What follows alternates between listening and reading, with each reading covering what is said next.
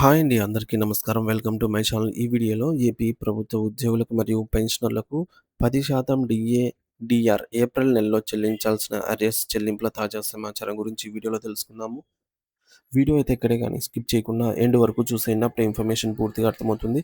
అలాగే వీడియో చూస్తున్న ప్రతి ఒక్కరు వీడియోకైతే లైక్ చేయండి ఫ్రెండ్స్.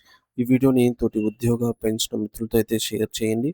కొత్తగా మన ఛానెల్‌ని చూస్తున్నవారు ఇంకా ఎవరైనా సబ్స్క్రైబ్ చేసుకోకపోతే వెంటనే మన ఛానెల్‌ని అయితే సబ్స్క్రైబ్ చేసుకోండి. సబ్స్క్రైబ్ చేసుకోవడం వల్ల నేను చేసే ప్రతి ఒక్క వీడియో మీ వరకు రీచ్ అవుతుంది. ఇక ఆలస్యం చేయకుండా వివరాల్లోకైతే వెళ్ళిపోదాము. ఫ్రెండ్స్, ఇక విషయానికొచ్చినట్లయితే ఆంధ్రప్రదేశ్ రాష్ట్ర ప్రభుత్వ ఉద్యోగులు మరియు పెన్షనర్ల వర్గాల్లో ప్రస్తుతం టీఏ మరియు డీఆర్ బకాయిల అంశం అత్యంత కీలకమైన, ఆసక్తికరమైన మరియు చర్చనీయాంశమైన పరిణామంగా అయితే మారింది. దాదాపు ప్రతి ఉద్యోగి మరియు పెన్షనర్ తమ బ్యాంకు ఖాతాల్లోకి ఆ బకాయిల సొమ్ము ఎప్పుడు జమ అవుతుందా అని ప్రతిరోజు ఉత్కంఠతగా అయితే ఎదురు చూస్తూ ఉన్నారు. జనవరి 2024 సంవత్సరం నుండి అమల్లోకి వచ్చినటువంటి 3.64% డీఏ పెంపు అనేది కేవలం ఒక సంఖ్య మాత్రమే కాదు. అది ఉద్యోగుల ఆర్థిక భవిష్యత్తుతో మరియు వారి కుటుంబ అవసరాలతో ముడిపడి ఉన్నటువంటి అత్యంత ముఖ్యమైన విషయం. ఇప్పటికే ఈ పెంపు అమల్లోకి వచ్చి సుమారు 1.5 సంవత్సరానికి పైగా కాలం గడిచిపోయింది. అంటే ఈ సుదీర్ఘ కాలానికి సంబంధించిన బకాయిలు ఇప్పుడు ఒక భారీ మొత్తంగా పేరుకుపోయాయి. ఈ యొక్క బకాయిల సొమ్మనేది ప్రభుత్వానికి ఒక పరిపాలనా బాధ్యత అయితే ఉద్యోగుల కుటుంబాలకు అది ఒక ఆశాకిరణం లాంటిది. ఒక మధ్యతరగతి ఉద్యోగి జీవితంలో ప్రతి నెల వచ్చే జీతం కేవలం ఇంటి అద్దెలు, నిత్యావసర సరుకులు మరియు కనీస అవసరాలకే సరిపోతుంది. మరి అటువంటి సమయంలో వచ్చే ఈ యొక్క అదనపు బకాయిలు పిల్లల ఉన్నత చదువులకు, ఫీజులు కట్టడానికో, లేదంటే పెండింగ్‌లో ఉన్నటువంటి ఇంటి రుణాలు, హోమ్ లోన్స్, ఈఎంఐస్‌ను క్లియర్ చేయడానికో, లేదా భవిష్యత్తులో వచ్చే అత్యవసర ఆరోగ్య సమస్యల కోసమో పొదుపు చేసుకోవడానికి ఎంతో ఉపయోగపడతాయన్నమాట. మరి ముఖ్యంగా ప్రస్తుత రోజుల్లో విద్య మరియు వైద్య ఖర్చులు విపరీతంగా పెరిగిపోయిన నేపథ్యంలో ఈ అదనపు నగదు ఉద్యోగులకు ఒక పెద్ద ఆర్థిక ఊరటనిస్తుంది అనటంలో ఎటువంటి సందేహం లేదు. అయితే రాష్ట్ర ప్రభుత్వం ప్రస్తుతం ఉన్న క్లిష్టమైన ఆర్థిక పరిస్థితులను మరియు ఖజానాపై పడే అదనపు భారాన్ని దృష్టిలో ఉంచుకొని ఈ భారీ బకాయిలను ఒకేసారి కాకుండా విడతల వారీగా చెల్లించాలని ఒక కీలక నిర్ణయం తీసుకుంది. ఇందులో భాగంగా మొత్తం బకాయిలలో కేవలం 10% మొత్తాన్ని ఏప్రిల్ 2024 సంవత్సరంలోనే విడుదల చేయాలని ఉత్తర్వులు ఇచ్చారు. కానీ మిగిలిన 90% భారీ మొత్తాన్ని చెల్లించడానికి ప్రభుత్వం చాలా సుదీర్ఘమైన గడువును విధించింది.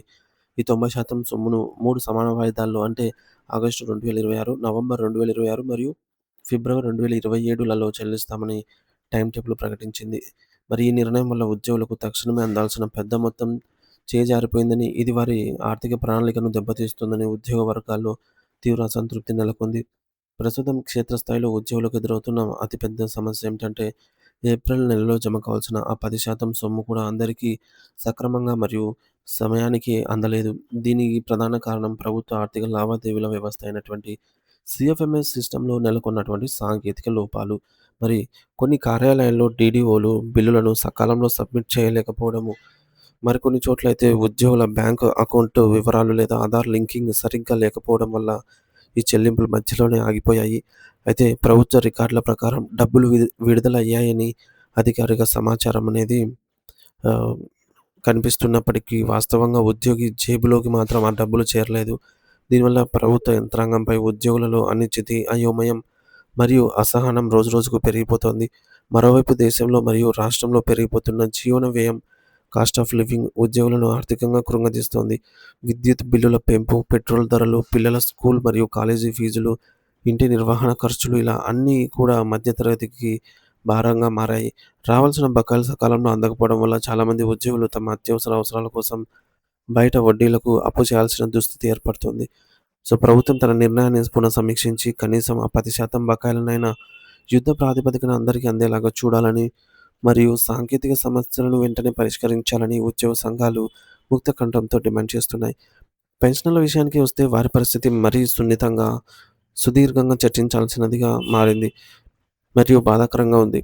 సర్వీస్‌లో ఉన్నటువంటి ఉద్యోగులకు ఏదో ఒక రూపంలో ఇతర అలవెన్స్‌లు ఉండే అవకాశం ఉంటుంది. కానీ పెన్షనర్లకు కేవలం వచ్చే పెన్షన్ మరియు డీఆర్ పెంపు మాత్రమే ఏకైక ఆదాయ వనరు. వృద్ధాప్యంలో సహజంగానే వచ్చే అనారోగ్య సమస్యల వల్ల వారు నిరంతరం ఖరీదైన మందులు వాడాల్సి ఉంటుంది. ఈ మందుల ఖర్చులు వారి పెన్షన్‌లో ఎక్కువ భాగాన్ని హరిస్తున్నాయి. ఇటువంటి క్లిష్ట సమయంలో డీఆర్ బకాయిలు ఆలస్యం కావటం వల్ల వారు తమ కనీస వైద్య అవసరాలను కూడా తీర్చుకోలేక సతమతమవుతున్నారు. తమ శేష జీవితంలో గౌరవప్రదంగా బతకడానికి ఆసరాగా నిలిచే ఈ నగదు సకాలంలో రాకపోవడం వల్ల వారు మానసిక ఒత్తిడికి మరియు ఆందోళనకు గురవుతున్నారు. మొత్తం మీద పరిస్థితిని విశ్లేషిస్తే ఏప్రిల్ 2024లో ప్రారంభించిన ఆ 10% డీఏ మరియు డీఆర్ బకాయిల జమ అనేది ఒక చిన్న అడుగు మాత్రమే. కానీ అది పూర్తి స్థాయిలో లబ్ధిదారులందరికీ అందకపోవడము మరియు మిగిలిన 90% కోసం 2027 వరకు అంటే మరో 2 సంవత్సరాల పైగా వేచి చూడాల్సి రావడం ఉద్యోగులకు, పెన్షనర్లకు ఒక పెద్ద సమస్యగా మారింది. ప్రస్తుతం ప్రభుత్వం తక్షణమే స్పందించి ఈ యొక్క సాంకేతిక సమస్యలను పరిష్కరించి పెండింగ్‌లో ఉన్నటువంటి ఆ 10% బకాయిలను అందరికీ అందేలాగా చూడటమే కాకుండా వీలైతే మిగిలిన 90% మొత్తాన్ని కూడా ఆర్థిక పరిస్థితి మెరుగుపడగానే ముందుగానే చెల్లించడానికి ప్రయత్నించాలని అందరూ కోరుకుంటున్నారు.